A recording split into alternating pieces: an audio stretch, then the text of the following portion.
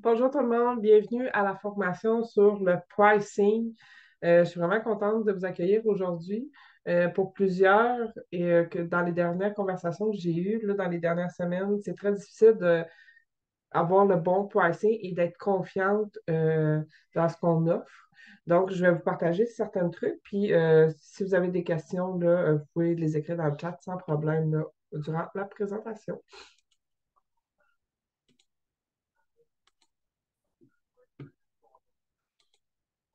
Donc, aujourd'hui, entre autres, ce qu'on va parler, c'est sur quelle base sont établis tes prix, comment les déterminer, les inclusions à considérer dans ton forfait, les avantages, puis aussi à la fin, je vais vous suggérer certains livres qui m'ont aidé pour rendre un peu plus confiante aussi. Donc, pour la plupart, vous nous connaissez, mais moi, c'est Marie-Ève. Je m'occupe vraiment de la structure, l'optimisation avec Vero. On a chacun notre zone de génie. Vero, c'est vraiment les logiciels, sa zone de génie. Moi, c'est les automations, le CRM et tout. Puis, ce qu'on aime beaucoup, ben, c'est mettre de l'avant l'entrepreneur, la force. Souvent, quand on fait une introspection, on a souvent la force à l'intérieur, puis c'est juste qu'on n'a pas confiance en nous pour aller de l'avant. L'étape 1, les bases. Es-tu à l'aise avec le prix que tu charges? Souvent, on nous dit, on va faire un post sur Facebook, puis on va nous dire, charger, je ne sais pas moi, 50 de l'heure. Mais si tu n'es pas à l'aise, charge pas 50 pièces de l'heure. Je te dirais pas de charger 30 pièces de l'heure non plus, mais il faut que tu le files à l'intérieur à cause que sinon, ça va transparaître puis ça va te bloquer. C'est mieux de commencer un petit peu plus bas, mettons à 45, 40, gros limite, mais de monter quand que tu vas avoir de l'expérience puis que tu vas être plus sûr sur tes pattes puis où que ta zone de génie va se préciser à cause que c'est directement lié. Comment tu as établi les prix présentement? Est-ce que tu as été au PIF? Est-ce que vous avez été... ouais, c'est plus une question, là. Comment avez-vous établi vos prix présentement? Est-ce que vous avez fait une étude de marché? Vous pouvez me répondre dans le chat ou débloquer votre micro, là.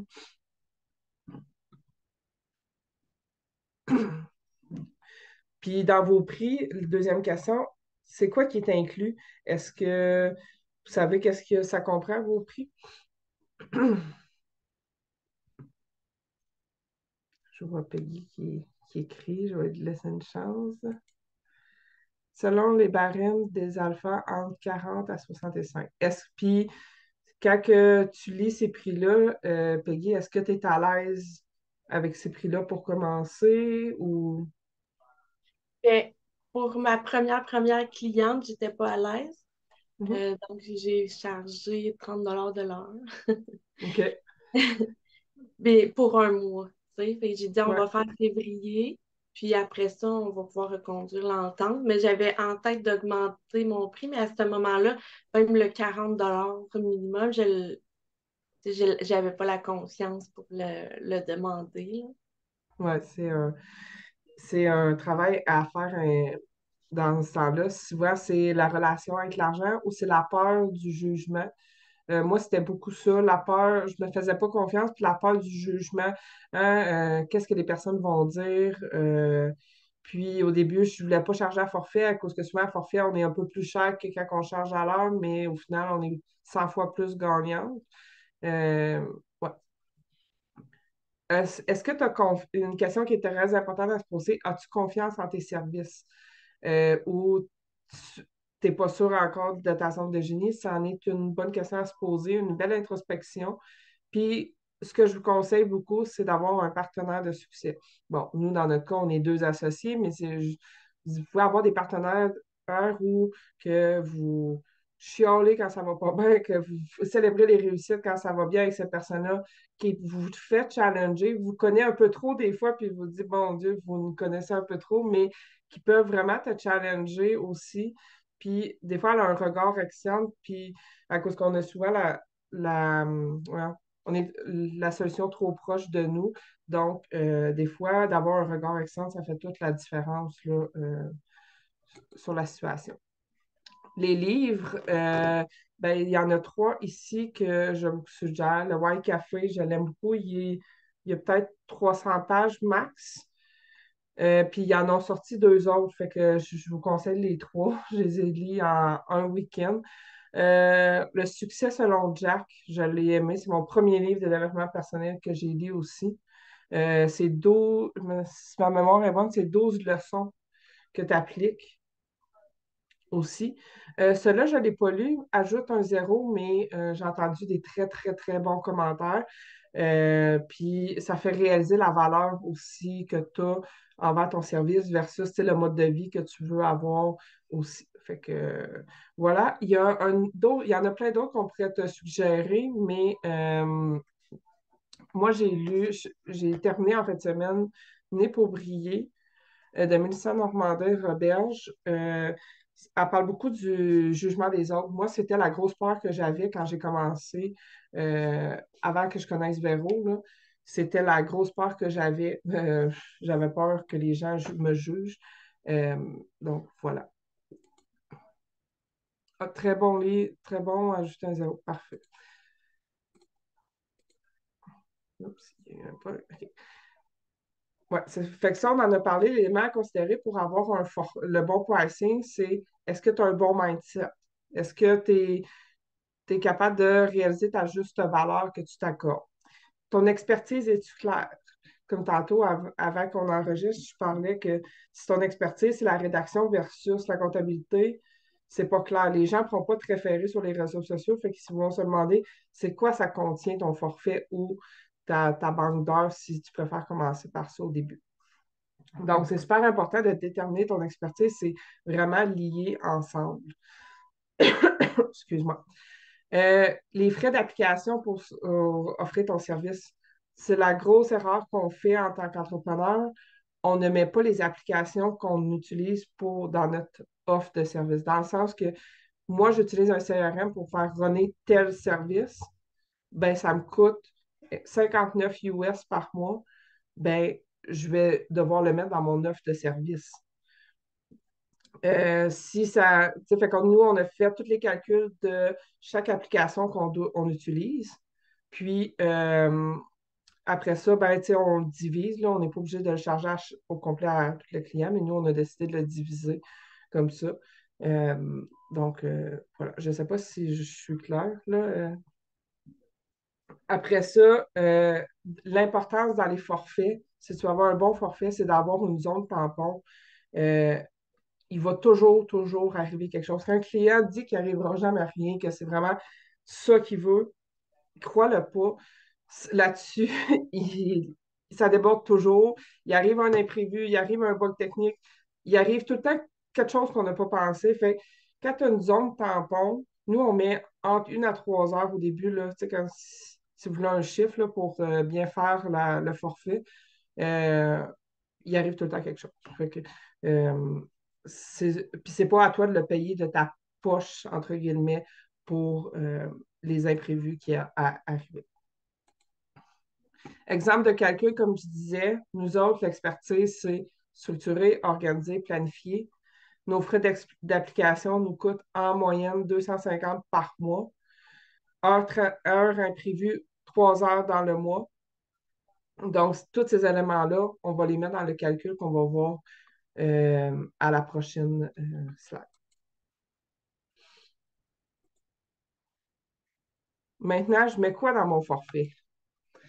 C'est là un autre, c'est beaucoup de questions à se poser, mais quand tout est bien réfléchi, ça va super bien. Donc, est-ce que vous avez besoin de mettre du coaching régulier dans votre forfait? Est-ce que vous avez besoin des applications? Tu sais, comme nous, on a décidé d'offrir, on a la licence commerciale de Zapier. Donc, c'est inclus dans notre formation, c'est inclus dans nos autres forfaits. C'est un bonus que les gens aiment ça à cause qu'ils n'ont pas à ressortir leur carte de crédit. Donc, vous, c'est quoi dans votre forfait vous voulez impliquer? Exemple, c'est la rédaction, ben, les logiciels que ça vient avec, vous pouvez l'inclure. Euh, il y a plein de petites choses que vous pouvez inclure. Là. Il n'y a pas de mauvaise réponse, puis qui n'est pas trop difficile pour vous aussi au début, à cause de l'objectif, c'est d'avoir des clients sans nécessairement se casser la dent. Le soutien technique, est-ce que tu vas offrir de la comptabilité? Puis après ça, ben, tu n'offres pas de soutien technique. Si les filles ont des questions, c'est comme, moi j'appelle ça frais sec. C'est toutes des choses à considérer. Oui, Peggy, je t'écoute.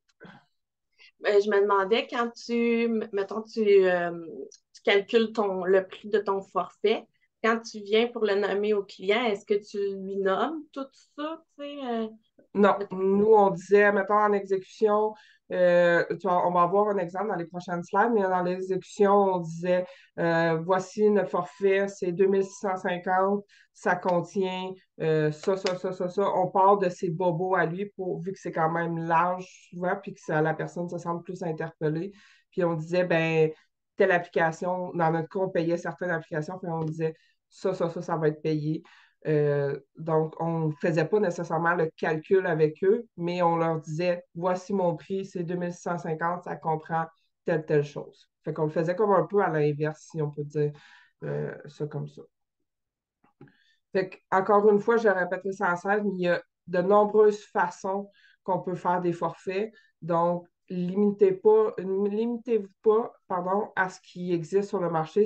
Allez-y aussi à l'intérieur de vous, c'est quoi vous avez le goût d'offrir euh, à vos clientes. Puis les avantages d'être à forfait, c'est de prévoir votre temps. Fait que vous allez savoir combien de clients vous pouvez accueillir par mois, par semaine. Être payé à votre juste valeur. C'est ce qui arrive quand on est à la banque d'heures. Souvent, on pense pas à arrêter le chrono, on pense pas à partir le chrono. Puis je disais toujours à la blague, mes clients n'ont pas à payer pour les pauses pipi de ma fille. Dans le sens que, tu sais, dans ce temps-là, c'était la pandémie, donc ma fille était là à temps plein avec moi. Fait à forfait, on se concentre sur le résultat. C'est pas perdant pour toi, c'est pas perdant pour le client aussi. Ça augmente ton service à la clientèle aussi. Donc, les gens sachent à quoi s'attendre aussi. Puis, ils ne savent pas nécessairement combien de temps ça va te prendre, par exemple, faire la comptabilité de la personne. Fait que concentrons-nous sur le résultat, puis ça va beaucoup l'aider. Ça t'aide à être mieux structuré, mieux organisé, encore une fois, à cause que tu peux prévoir les choses. Excuse-moi. Mais surtout, tu peux avoir une meilleure stabilité financière, puis la rentabilité pour voir est-ce que tu vas être rentable dans ton forfait. Peut-être qu'au début, tu vas être juste, mais à la longue, quand tu vas avoir une meilleure estime de soi, que tu vas avoir pris de l'expérience, tu vas pouvoir l'augmenter un petit peu, puis tu vas être encore plus rentable, mais tu vas avoir encore des meilleurs clients aussi, puis tu vas te faire plus taguer sur les réseaux sociaux. Donc, tout est encore une fois euh, une roue qui tourne.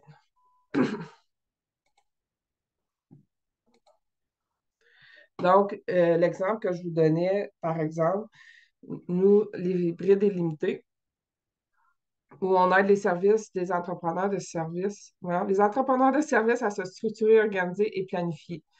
Les frais d'application, 250 par mois, zone tampon, 3 heures. Le taux idéal que tu veux facturer, 55 $.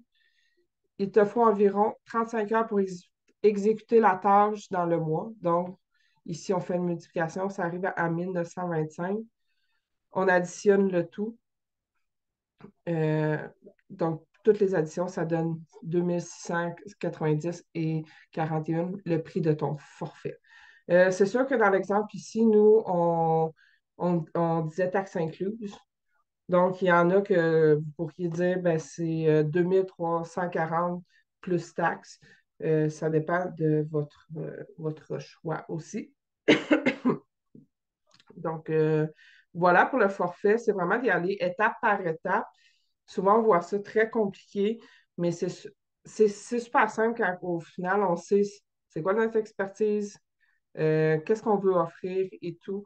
Ça l'aide beaucoup, là. Mm. Valérie, c'est un forfait pour faire de l'exécution, implanter des CRM, implanter, euh, ouais, c'est implanter tous les logiciels dans l'exemple qu'on voit ici, là. Mais tu sais, ça aurait pu être n'importe quoi aussi, là. Ça pourrait être la rédaction. Tu sais, nous, on délègue nos réseaux sociaux à 100%. ben je sais que ça prend quand même pas juste 2 heures. Donc, tu sais, si ça prend 35 heures en moyenne, à cause qu'on a plusieurs plateformes, ben ça peut être la même chose aussi, là. Tu peux faire le même calcul pareil, peu importe la zone de génie que tu as.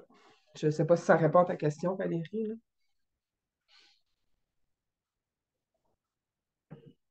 Oui, good.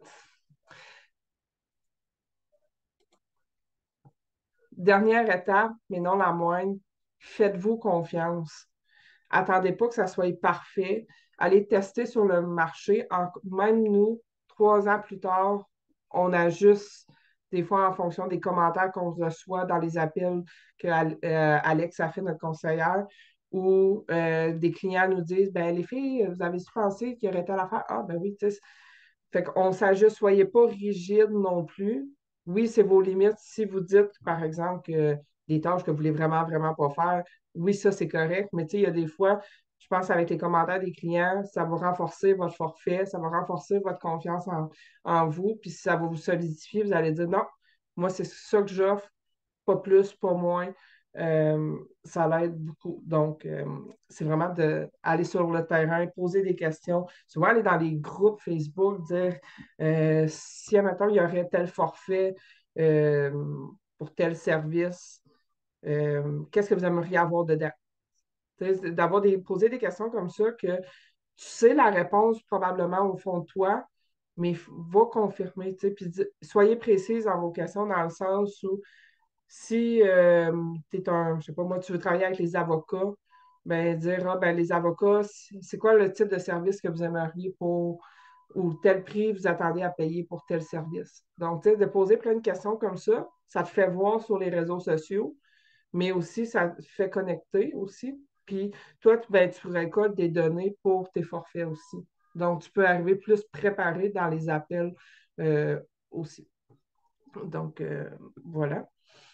Puis, ben, le forfait, ça t'aide aussi, encore une fois, à prévoir, là, tu sais, on a toute une vie en dehors du travail, donc prévoir des activités, prévoir, tu sais, tu peux plus prévoir ton temps aussi. C'est la grosse erreur qu'on fait en tant qu'entrepreneur. Souvent, on donne beaucoup d'heures, mais tu sais, on veut pas travailler 80 heures semaine non plus quand on commence aussi. Donc, voilà, j'espère que ça vous a aidé. Euh, Est-ce que vous avez des questions? J'ai l'impression d'avoir parlé super vite. Et moi, c'était parfait, ça m'aide beaucoup, justement. Je m'en vais là offrir un forfait à une cliente, là, fait que je vais utiliser tes trucs. Parfait. Puis est-ce que ça. Ben oui, tu as dit que ça t'aidait, mais est-ce que c'est plus quoi y offrir en tant que forfait? Tu sens-tu plus solide? Oui, oui, vraiment, parce que, tu sais, j'ai établi un prix hier selon ce que je pensais, mais j'avais pas prévu tu sais, des heures, comment t'as appelé ça? Heures d'imprévu. Je les avais pas inclus, tu sais, fait que là, ça me sonne une petite cloche. Mon Ouais. chum, il appelle ça le fuck factor. Mais tu sais, c'est sûr qu'au début, puis, tu sais, vous allez nous entendre assez souvent dire arrêtez de compter votre temps, mais c'est dans le sens que des fois, ça peut avoir l'air contradictoire, mais au début, pour ton forfait, on est comme on n'est pas solide. Fait qu'on se dit, ben, compte ton temps, exemple, que c'est une rédaction, écrire un texte pour un réseau social, ça te prend combien de temps? Tu sais, chronomètre ton temps, puis après ça, tu dis, bon, ben, sur un mois, ça va me prendre tant de temps, fait que je charge tant. Après ça, on enlève la barrière de combien ça prend de temps, mais au début, c'est juste pour savoir une tâche te prend combien de temps. Pour moi, dans mon cas, ben, j'ai calculé combien ça me prenait de temps pour monter un CRM. Puis après ça, ben, je l'ai fait comme sur un mois, dire OK, ben, pour un mois, je suis capable de faire ça. Donc, tu sais, c'est des processus aussi par en arrière que tu vas monter par la suite, là.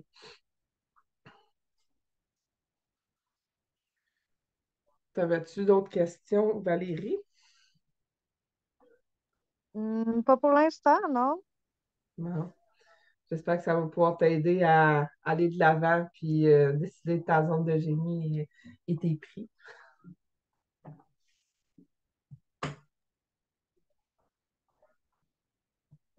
t'as remis au thé. Ouais. Donc, merci de votre présence, les filles. Si vous avez d'autres questions, n'hésitez pas, là, on est toujours là pour vous. Puis, foncez pour vos prix. Peggy, tu me donneras des feedbacks là, sur ton premier forfait. Ça ne sera pas parfait, mais ça va être un début de quelque chose, puis tu vas pouvoir rajouter du temps, des choses, je veux dire, là, au fil du temps. Merci, merci à toi. Ça fait plaisir. Puis je vous souhaite une bonne journée, puis merci de votre présence. Toi aussi. Bye! Merci.